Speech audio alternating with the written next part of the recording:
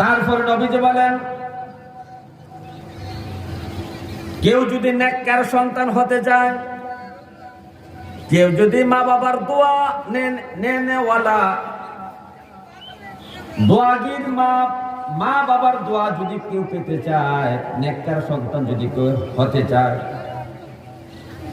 আমার উম্মত তোমরা একটা কাজ করবা, মান যারা কাবরা ওয়ালিদাইহি ফি কুল্লি জুমআতি। হে আমার উম্মত, প্রতি শুক্রবারের দিন তোমার মা বাবার কবর জিয়ারত করবে।